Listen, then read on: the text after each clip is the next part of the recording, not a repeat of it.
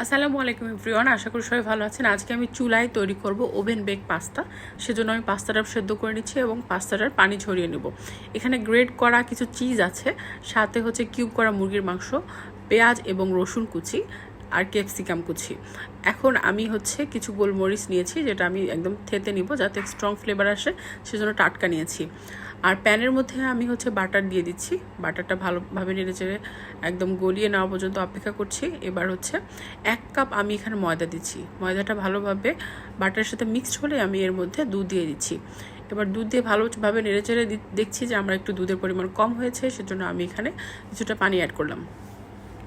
আপনারা এখানে পানি অ্যাড করতে পারেন অথবা দুধও অ্যাড করতে পারেন। আমার হচ্ছে আসলে দুধ ছিল না, জন্য আমি হচ্ছে পানি অ্যাড করেছি। এবার হচ্ছে আমি এটা উইক্স দিয়ে ভালোভাবে মিক্স করছি, যাতে এখানে যে দানা দানা দেখছেন সেটা যাতে না থাকে, সেজন্য ভালোভাবে মিক্স করে নিচ্ছি। এবার আমি এর মধ্যে একটু চিজ দিয়ে দিচ্ছি। চিজ দিলে একটা খুব সুন্দর ফ্লেভার আসবে। আর এখানে কিছুটা গোলমরিচের গুঁড়োটা দিয়ে দিচ্ছি। এবার আসছি মেইন রান্নায়। পেঁয়াজ এবং রসুন কুচি, সাথে হচ্ছে আমি তেল দিয়ে সেটা ভালো করে ভেজে নিচ্ছি। এখানে একটু বাটারও দিয়ে দিচ্ছি আমি। তারপর হচ্ছে যে মুরগির মাংসটা আছে সেটাও দিয়ে দিচ্ছি। মুরগির মাংসটা আমি একটু ভালো করে ভেজে নিব যাতে এর কাঁচা গন্ধটা দূর হয়ে যায়, এবং সাথে কিছুটা লবণ দিচ্ছি যাতে এর ভিতরে লবণ প্রবেশ করে। তারপর আমি এখানে হচ্ছে কিছুটা ক্যাপসিকাম যেটা কেটে রেখেছিলাম সেই ক্যাপসিকামটা দিয়ে দিব। ক্যাপসিকামটা ভালোভাবে আমি একটু সেদ্ধ করে নিচ্ছি ভেজে ভেজে। এবার হচ্ছে আমার যে পাস্তাটা ছিল, পাস্তাটা আমি এখন এর মধ্যে মিক্স করে দিচ্ছি।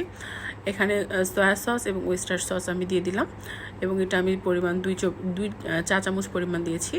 আপনারা হচ্ছে এরকম করে দেওয়ার চেষ্টা করবেন, এবং ভালো করে মিক্স করে নেওয়ার পর এখানে যে 2টা প্যাকেট মশলা ছিল পাস্তার সাথে, সেটাও আমি এখানে অ্যাড করে দিয়েছি।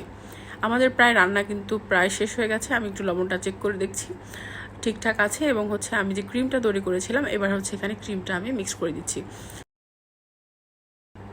ক্রিমটা ভালোভাবে মিক্স করে দিতে হবে। মিক্স করার পর আমাদের হচ্ছে প্রায় রান্না কমপ্লিট। আমি এখানে এর উপরে আর কিছু হচ্ছে গোলমরিচের গুঁড়ো দিয়ে দিচ্ছি যাতে স্ট্রং ফ্লেভার আসে। তো আমি এবার হচ্ছে ওভেনে দিব অথবা চুলায়, যেটা আমি তৈরি করব। চুলাটা আমি প্রিহিট করতে দিয়েছি। উপরে কিছুটা অরিগানো এবং হচ্ছে আমি সস ছিটিয়ে দিলাম, ভালো করে মিক্স করে দিচ্ছি। আর উপরে চিজ দিয়ে দিচ্ছি। আপনারা দেখতে পাচ্ছেন প্যানটা আমি গরম অবস্থায় এখানে বসিয়ে রেখেছি, এবং প্যানের মধ্যে দিয়ে এটা ঢাকনা দিলেই বুঝতে হবে, আধা ঘন্টা পর আপনারা বুঝতে পারবেন হয়ে গেছে পাস্তাটা। এখানে আমাদের পাস্তা হয়ে গেছে এবং অনেক টেস্টি ছিল।